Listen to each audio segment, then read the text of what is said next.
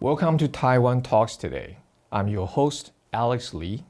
I'm the CEO and the founder of QIC.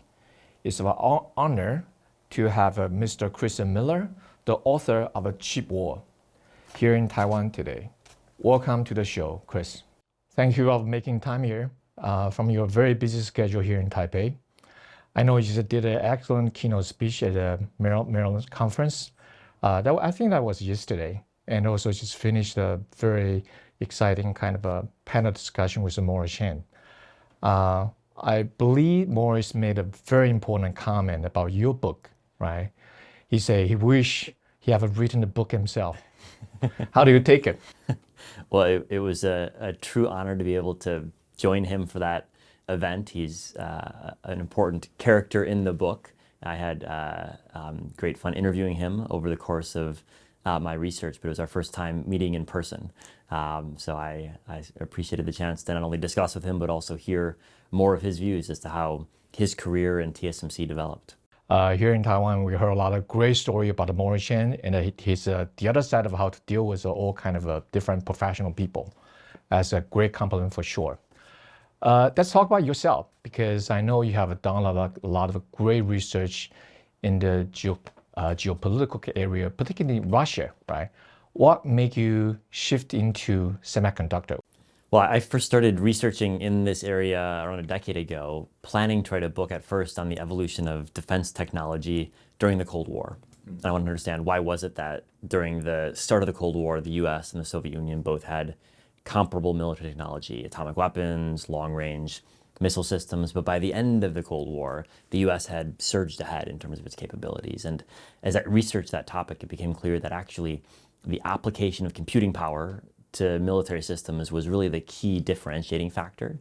And the ability to apply computing power meant building advanced semiconductors. And so there was a direct relationship between the US's ability alongside of its allies to produce advanced semiconductors during the Cold War and the fact that they were able to produce the military power that allowed them to win the Cold War. But in your book, obviously, there one thing is quite important for the modern semiconductor industry is globalization, right? You have a fabulous kind of design house from the US, like NVIDIA, Qualcomm, together with very efficient manufacturing kind of capability, like a TSMC, Samsung, of course, the machine tool makers from the rest of the world, right? That's a big part of the semiconductor nowadays.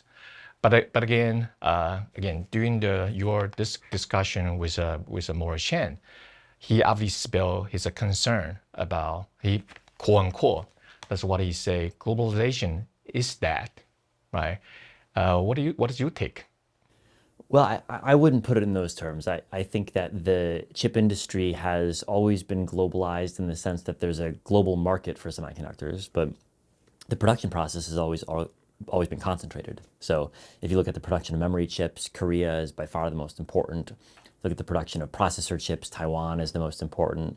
If you look at the production of advanced lithography tools, the Netherlands produces 100% of them. And so in some ways, the industry is quite concentrated rather than globalized. It's an international supply chain, but with unique concentration and capabilities in certain countries. And so I think what we're seeing right now is increased desire by the countries that play the biggest role in the chip industry to make sure that their political adversaries don't acquire the most advanced technology. But you also see some concern about the concentration in the chip industry.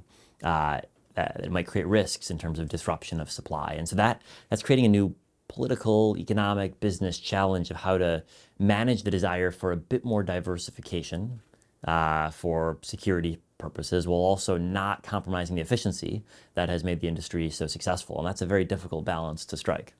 Exactly. But at the same time, I believe Morris, this is the first time he probably spelled up the cost potential kind of increase following this trend. I believe he's mentioned like a 50%, if not more, right? And over your keynote speech at the Maryland conference, you also gave your kind of a estimate number, maybe like 25%, right? So what's a precise, again, I may take it way back, may not precise kind of number for sure. Do you agree the cost of diversification gonna increase the cost of whole kind of supply chain? I think when you talk about supply chain resilience and diversification, you're talking about building a bit of extra capacity. Yeah. And extra capacity is expensive. You've got to pay for it somehow. I think the specific number that we would use to describe the increasing cost, whether it's 5% or 15% or 25%, will differ based on the type of chip, the type of firm, the location. And so I'd be hesitant to predict any given number across the industry. But I think that's a balancing act we've got to be cognizant of. I think when you look at production in places like the United States, its clear costs have historically been higher than other countries. It's also clear, though, that there are profitable chip firms producing in the U.S. right now. So I don't think it's the case to say that it's prohibitively expensive, because we know there are profitable firms operating there right now. And I think the challenge is going to be for all sorts of companies and for all the key countries is to think about ways to carefully get the resilience they want in supply chains, but doing it in an efficient way by coordinating with other countries. And that's where I think the politics and economics come back to one another, because you've got to have, I think, more coordination between governments to define what do we mean when we say resiliency? How much resiliency do we think we want, and how are we going to do it in an efficient way? I know you are one of the most strong advocator for the CHIP Act, right?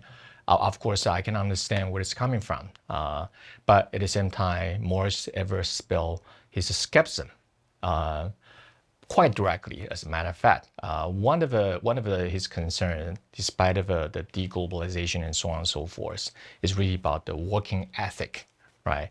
It's come down to culture things, because you can have any Taiwanese engineer at TSMC working 24 hours a day, but so far we start hearing all kind of a complaint from the plant in the U.S.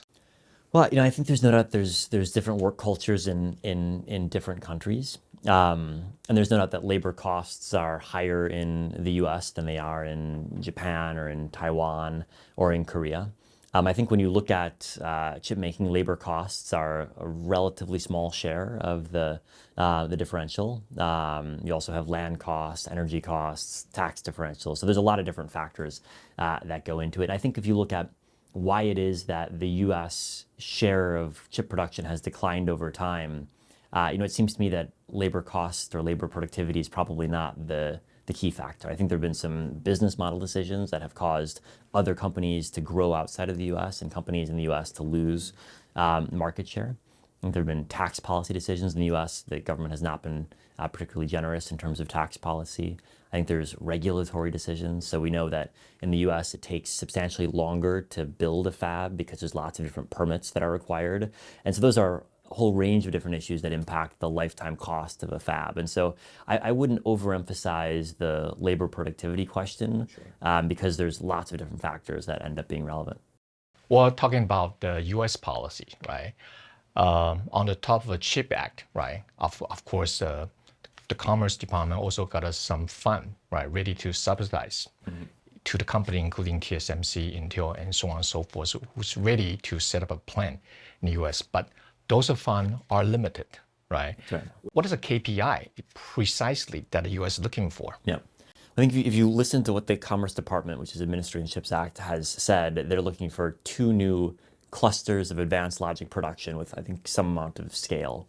And right now, there are no clusters of cutting-edge advanced logic production. Intel has substantial production, but it's a little bit behind where TSMC and Samsung are. And so the U.S. wants more advanced logic to give it the supply chain resilience that it's looking for. And I think you're right that the incentives in the CHIPS Act alone aren't enough to produce those clusters over the long run. I think they're enough to get a first round of facilities built from the companies that you mentioned. But then the question is, what's the next step in the strategy? And I think there are 2 aspects to that. The first is that a key factor is going to be, what do customers want? What are the customers asking for? Do they want diversification of manufacturing or not? If they want it, what price differential are they willing to pay? And we're going to have to find out, I think, over the next several years, what it is that customers are looking for. We've seen some interest, I think, in customers for having a bit more diversification of the manufacturing footprint, but it's still unclear whether they're willing to pay 5% more or 15% more, 25% more for that diversification. I don't know the answer to that, but I think it'll be a critical point. I think the second aspect is some of the numbers we've heard about the cost differential between the US and other locations are for new facilities. And over the lifetime of those facilities, the cost differential should decline, especially if you can get an ecosystem growing up around it. And if you look at, why is production in Taiwan so efficient? It's because you've got this ecosystem that's been honed for so many decades now. And in the US, you used to have pretty substantial ecosystems. In California, for example, where Silicon Valley was founded, those have eroded to some extent. And I think a second key question is going to be, will those ecosystems be rebuilt, and will that help to bring down the cost differential over time, even after the subsidies expire? And that's, again, something that remains to be seen. I think we'll have that dynamic present to a certain extent, but to what extent is still an open question. TSMC possibly is one of the very few, if not the only one, really just focus nothing but manufacturing semiconductor, meet all kind of demands, say, for example, like an Apple, right? For the company like at Intel, which obviously is comparable, right? He still own their own product, but at the same time try to spare the capacity to focus on more advanced technology. What's your take? Because how business model? Yeah, I mean, I think Intel and Samsung both have business model challenges that make the business more complex than TSMC. For Samsung, it's that there's a big smartphone business alongside the foundry business, and so historically that's made some customers cautious about the fact that Samsung competes with them in certain categories while producing their chips. That's a complication for Samsung. For Intel, it's a similar story. I think a lot of the customers they'd like to attract to their foundry business are potential competitors in terms of the end use for their chips. And because Intel sells chips to PCs and to data centers, it means that potential customers that also sell to those markets might not want to have a competitor producing their chips. On the flip side, I think there's interest in the industry to have more diversified sources of production, both for the resilience reasons we discussed, but also simply for price reasons. Customers of fabrication services would rather have a more competitive market because they get better pricing. And so that's the other aspect of this that's important. For some of the customers of foundries today, they'd be very happy if there was a bit more competition in the foundry market because they could have a bit more negotiating leverage as a result. And so those are the two factors that are going to interact, I think, and shape the foundry landscape over the next decade or so. Sure. If you go back to the U.S. kind of a policy or their expectation from the company like a TSMC, obviously TSMC start building up the so-called Mega-fab in Arizona, right? Again, of course, we see some subsidy and so on and so forth. Do you think there's anything that the U.S. government will do other than the funding? I think if you look at the documents the Commerce Department has published, which specify how they're going to allocate funds, they've talked not only about manufacturing capacity, but also about the broader ecosystem. So they've mentioned working with suppliers, working with packaging firms. They've mentioned location of R&D alongside manufacturing capacity. And so I think judging from those documents, the Commerce Department is interested in building the ecosystem. And companies like all of the foundries that you mentioned could be real anchors of a new ecosystem. But there's an open question about whether companies want to invest in building a big ecosystem. And I think that'll be important for the Commerce Department as they assess the funding applications they're going to get, to think about what's not just the impact of this facility, but does it help to build up a bigger ecosystem? Yeah. If I may, I think you probably just touched a very important point. Let's say in the 5 years' time, right? If you want to rate the possibility that the U.S. government can see what they are looking for, what would you say? In 5 years time, or maybe it's too short. Yeah, maybe 10 years time. 10 years time. Let's say 10 years time. No, I think so. The U.S. government wants at least one, ideally two clusters of advanced logic. There are right now 3 companies in the race to be able to produce that. And I think the U.S. is probably going to bet to some extent in each of those 3 companies. So you're asking over 10 years time, what's the likelihood that one of these 3 bets will pay off? Yes. It seems like an above 50% chance that one of those bets will pay off. And I think we could then debate what's the scale of an ecosystem that would define success. It's hard to put specific numbers on those, but I think from the U.S. government's perspective, what they're looking for is not a small fab, not a one-off fab, but a real vibrant ecosystem that doesn't have 100% of global production or 70%, but maybe it has a meaningful increase over what the U.S. has today. And right now, the U.S. has none of the cutting edge logic. I think it's looking in terms of resiliency and supply chain security for 10, 20, 30% would be, I think, seen to be very successful from the perspective of the CHIPS Act. The special term Moore's Law, right, which is, I believe, the most important foundation for the speedy growth in the semiconductor industry in the last, I would say, probably 70 years, right? Can you just try explain what is Moore's Law in a simple term to our audience? So Gordon Moore, who was one of the co-founders of Intel in 1965, noticed that the number of transistors per chip was doubling every year or two. And that meant that the computing power per chip was doubling at that rate. And that prediction at the time has proven accurate all the way up to the present, which is why, although the first commercially valuable chip had just a handful of transistors on it, today a new smartphone chip will have 10 or 15 billion. And the key question for the industry going forward is, will that advance continue? Will we continue to get a doubling every couple of years of the computing power that we rely on?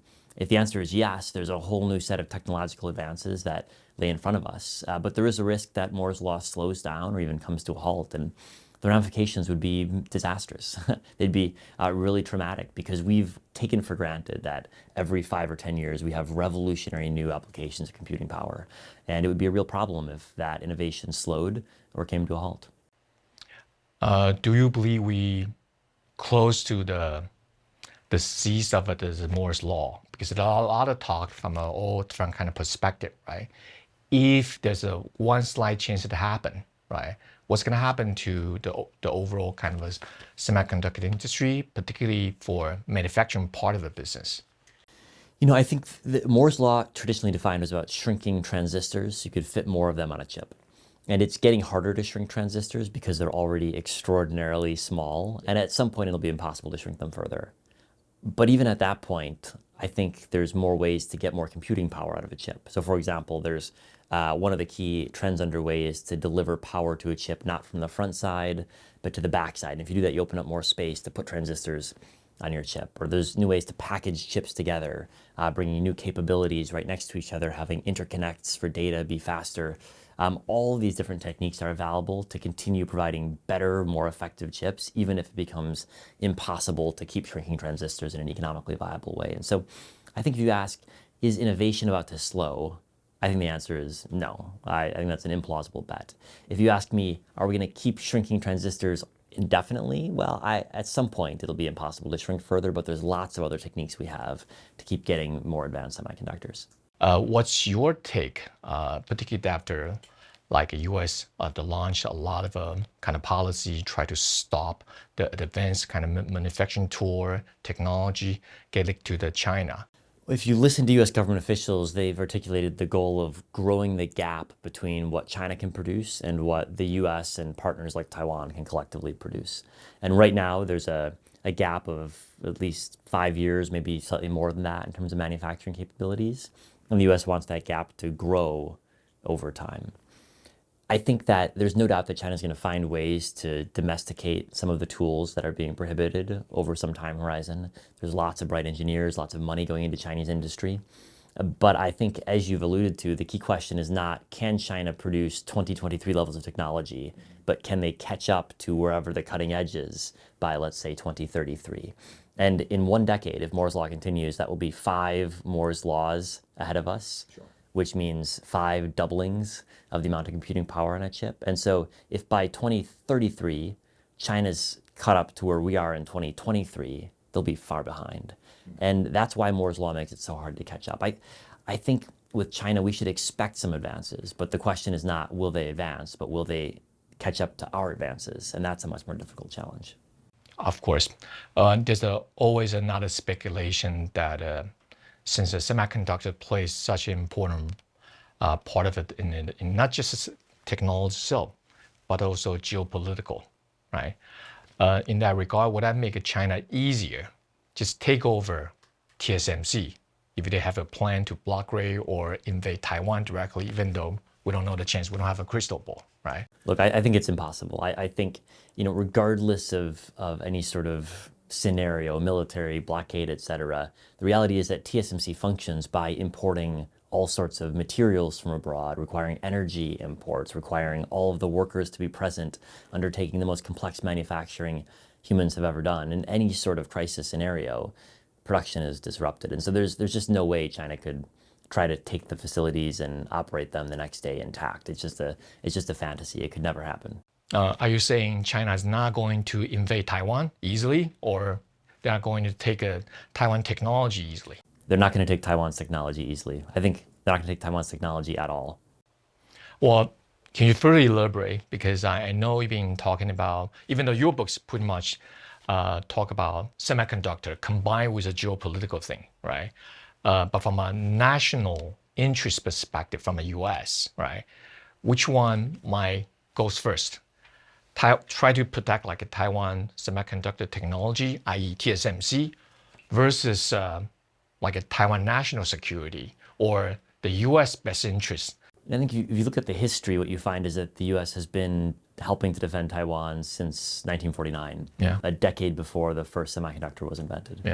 And months before the first chip was invented in 1958, during the second Taiwan Straits crisis, the world was on the brink of nuclear war, with the U.S. standing up to the PRC to try to force it to back down. And that was before semiconductors existed, and certainly before any were produced on Taiwan. So I think it's wrong to suggest, although a lot of people do, I think it's inaccurate to say the U.S. is primarily or largely interested in defending Taiwan because of semiconductors. I think there's interests, I think there are values, I think there's a lot at stake beyond just chips. Certainly chips are important, but in this question, it seems like there's a lot more important issues that have convinced and will continue to convince the U.S. to support Taiwan's defense. Sure. So obviously, U.S. interest is placed at Taiwan, a kind of a national security ahead of the semiconductor, right? You put into the regional perspective here in Asia, right? You are not only having Taiwan to protect, you got also Korea, Japan, Philippines, but when you put into the semiconductor into the whole picture, right? How would it make it? Because Korea got a Samsung, and ASEAN countries, say Malaysia, got some IDM over there. You got a packaging capacity over there. Of course, TSMC is sitting in Taiwan. How do you kind of keep a balance among the U.S. national security issue versus this semiconductor kind of supply chain in Asia?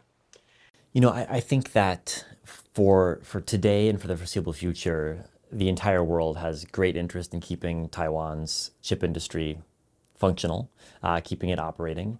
And that provides a lot of incentives for a variety of countries to promote peace in the Taiwan Straits. I think the U.S. has even more interest in Taiwan than just semiconductors. I think if you look at the countries that you mentioned, from Japan to Korea to Taiwan to the U.S., what you find is that you've mentioned a lot of the critical countries in the chip industry, which also are countries that have a pretty similar view of the security challenges in East Asia. And so I think one of the interesting facets of the last half decade is that there's been increasing alignment between how the critical semiconductor producers view security challenges and how they view the importance of semiconductor supply chains, which is why when it comes to issues like export controls, investment screening, you've had much more alignment among critical countries than might have been predicted several years ago. So it seems to me actually that there's a fair amount of alignment in terms of the interests in a lot of the countries that you mentioned, both for economic reasons, but also for security reasons. Sure. And you're probably also aware of that. TSMC is important, not just from a Taiwan perspective, because it takes up roughly about 30% of the total market capitalization in Taiwan. But also this is one of the top 10 market cap in the world, right? But when the concern about geopolitical as well as Pelosi kind of visit to Taiwan, the foreign investor play a big part of a TSMC. They own roughly about 75 to 80% of a TSMC. I know you talk to probably a lot of a banker, analyst, investor, maybe somebody at Washington, right? What's their take? What would you suggest that what is the right line of the balance between like the policy or politics versus like a technology development? No, I think if you look at the key policy that's driving the uncertainty, driving discussion about security and supply chain resilience, the key policy is China's military buildup. It's the fact that over the last 2 decades, China's military has gotten vastly stronger, in particular in the areas not far from the Taiwan Straits, coupled with the fact that Chinese leaders refuse to rule out using their military against Taiwan. I was in Munich earlier this year when Wang Yi was directly asked by a retired German diplomat, will you rule out use of force? And the answer was no.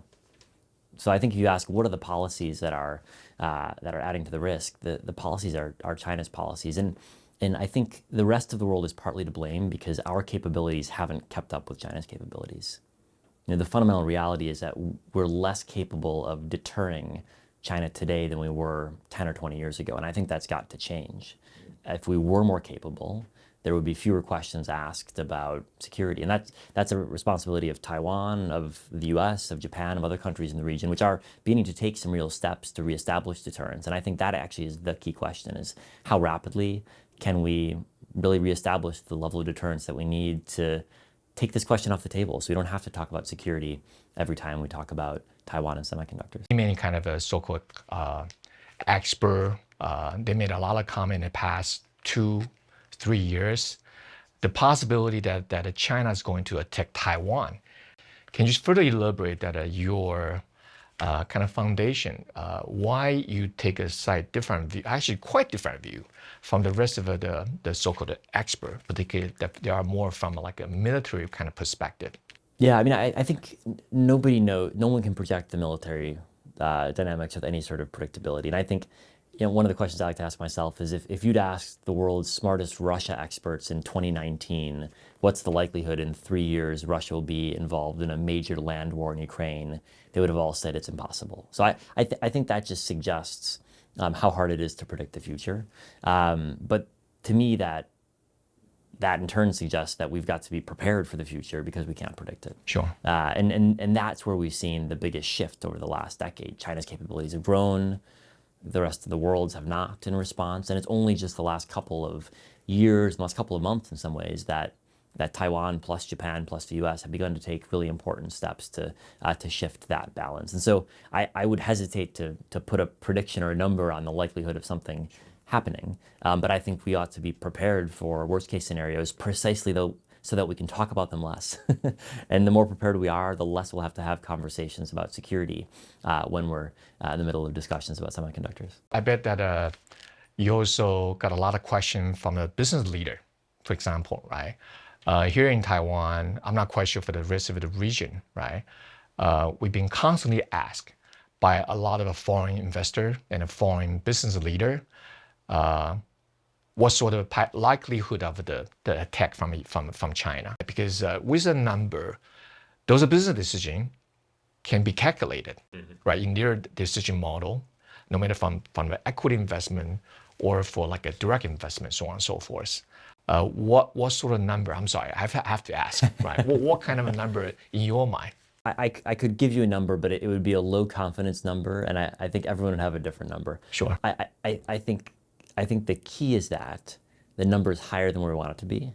It's higher than it was 5 years ago, I think. And that's been the case because of policies that we've tolerated or taken. It wasn't inevitable that China's military power would grow and we wouldn't respond. We let it happen for at least a decade, and that was an error. And now we've got to rebalance, reestablish deterrence, and bring down that probability. So wherever it is right now, it's half that level or lower in a couple years' time. I think that's the fundamental challenge of U.S. cooperation with Taiwan and Japan as well, and the fundamental challenge facing all of these discussions of resilience, of risk management, that our perception of risk is too high. And we can debate how high it ought to be or not, but it's too high. It's higher than it was 5 years ago, in part because of decisions we've made not to respond to China's military buildup. I'm not kind of trying to push you for the number, but for sure, it's not just semiconductor industry, right? Taiwan well known for its EMS model, right? The hardware assembly for a lot of great companies in the world. Apple, for example, Amazon, they got a production base here in Taiwan. Some of them, or even not most of them, in China, right? And what was your recommendation? Even though it's a tiny probability, but it is higher than 5 years ago. What would you say? Yeah. Well, I think you alluded to the fact that a lot of companies have exposure to Taiwan as well as to China. Yes. And I think that dynamic is important. Yeah. Because in a risk scenario, both of those risk disruption. But over the next 5 years, regardless of the downside scenario, it's going to be harder for foreign businesses to do business in China.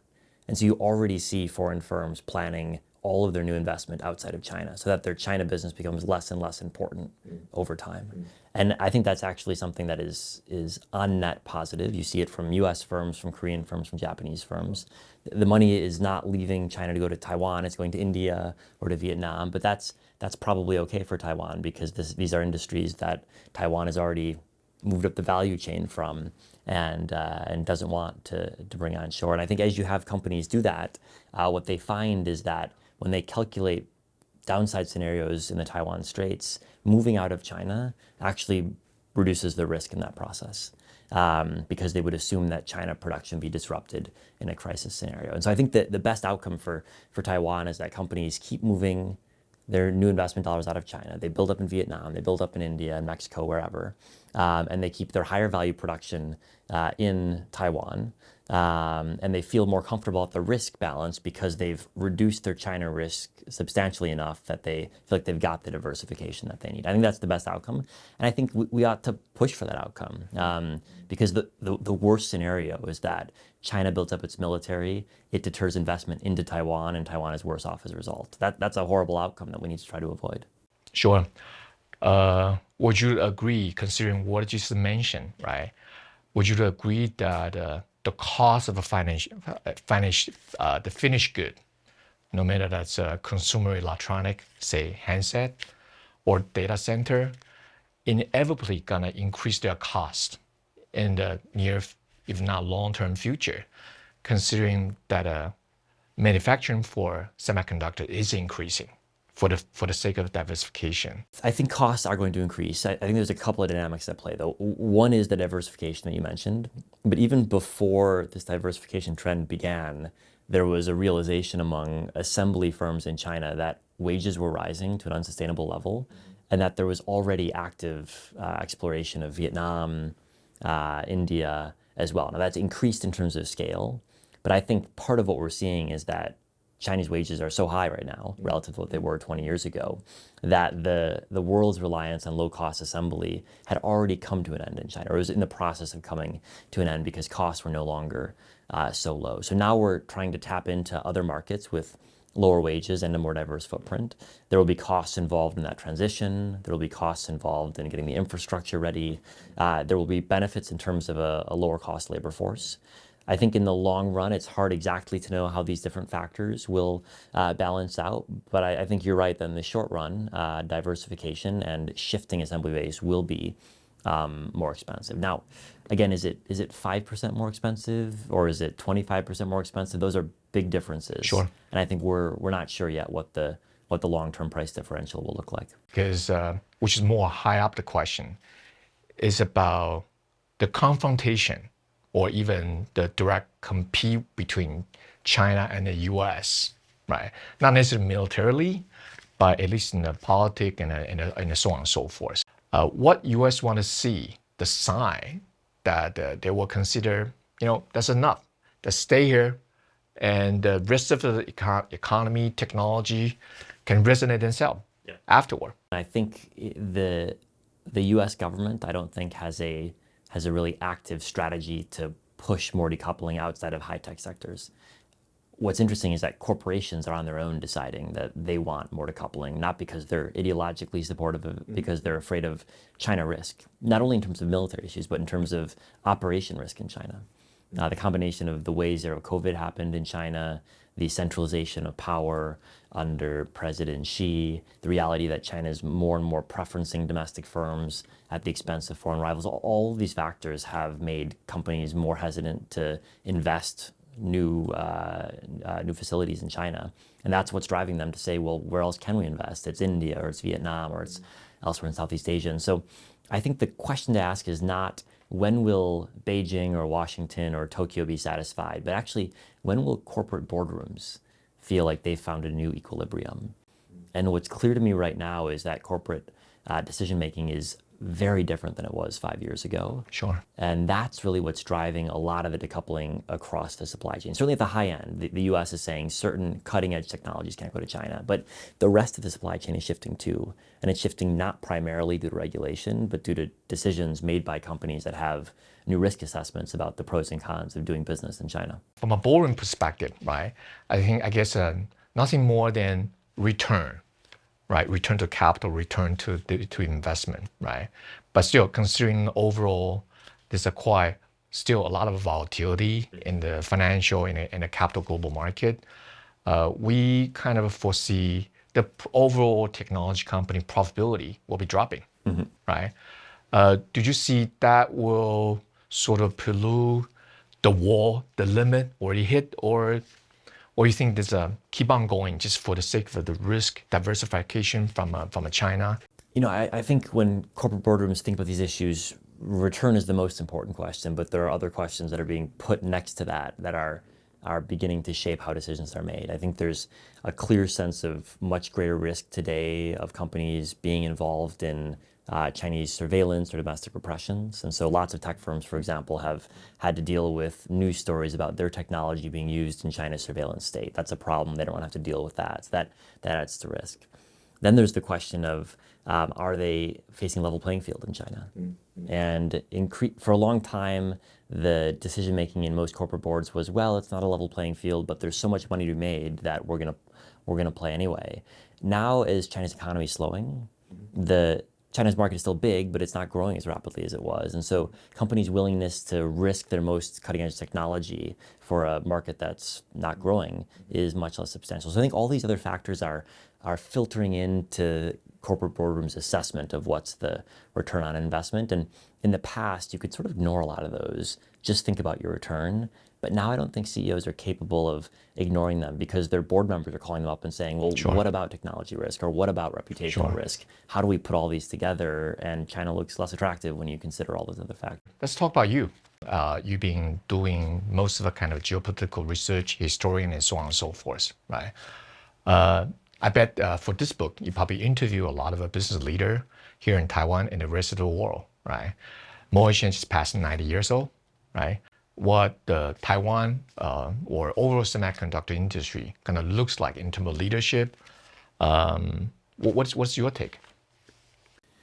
I think to start with Taiwan, I think in let's say take a 10-year time horizon, I think in 10 years, there's no doubt that Taiwan will be a critically important producer of semiconductors. There's just no scenario in which Taiwan is not a central player in the chip industry. I think the question for Taiwan is it's already done great in semiconductors. What's the next industry that is going to be a powerhouse for Taiwan? What's the next global brand, or what's the next critically important company? What's the next company on the list of the top 10 in global market cap? And it's not going to be in semiconductors just because there's only so much space in semiconductors for big firms. So it's going to be somewhere else. Is it going to be in electric vehicles? Is it going to be in some sort of consumer brand? I don't know the answer, but I think that's actually that's the hard question for Taiwan. I think semiconductors are easy for Taiwan. There's already an extraordinary base. All Taiwan needs to make ensures that nothing goes wrong. And if nothing goes wrong, the industry will keep performing extraordinarily well. The challenge is what's the next growth driver in addition to semiconductors, and that's hard to predict. It's hard to guarantee that emerges, but I think that is a critical question. For the world chip industry, I think one of the striking conclusions from the study of history is that there's a lot of path dependency. Companies and countries that were big players 10 years ago are likely going to be big players in 10 years' time. Not guaranteed, but there's a lot of companies that have been in their market position for a very long time. And I think that leads me to conclude that in 10 years' time, the chip industry will look a little bit different, but not radically different from how it looks today. I think we're going to have more bifurcation between China and the rest of the world. We're going to have a bit more fabrication happening in the US, Europe, India, Japan. But I think in general, I would expect a lot of the key countries and a lot of the key companies to have pretty important roles in 10 years' time, just as they do today. What is this trip particular impression versus your last or first trip here in Taiwan? Do you sense any difference? Well, I've been struck over the last couple of days of conversations about the the discussions of how Taiwanese firms are globalizing their businesses. Not only trying to produce domestically or assemble complex goods in China, but trying to create more global brands to sell to broader markets. And I think that does seem like it's the natural next frontier for a lot of Taiwanese firms. And the fact that there are so many growing connections between Taiwan and India, for example, is a really interesting trend, or Taiwan and parts of Southeast Asia. Or I've heard a lot of, in the semiconductor space, lots of research partnerships with European or Japanese or American institutions. It seems like that further globalization of Taiwanese industry is going to be critically important in driving the high value R&D and driving the development of high value products that can be sold on a global stage. And it seems to me there's a realization and an excitement about taking on that challenge. A lot of Asian countries believe that China is upcoming, right? The time is at the China side, right? If there's a one which doesn't want to have a war, that'll be China, right? But the flip one is the U.S. for the better word, for its own national interest, really try to kind of create a possible to cause the war, right? Again, this is, I have to say, it's quite common kind of idea here in this part of the world. What's your take? What's your view? I think that neither side wants a war. Right now, it's quite clear that neither side wants a war, but you can often find yourself spiraling into conflicts, even if neither side starts out wanting one. And I think that really is the primary danger in this situation.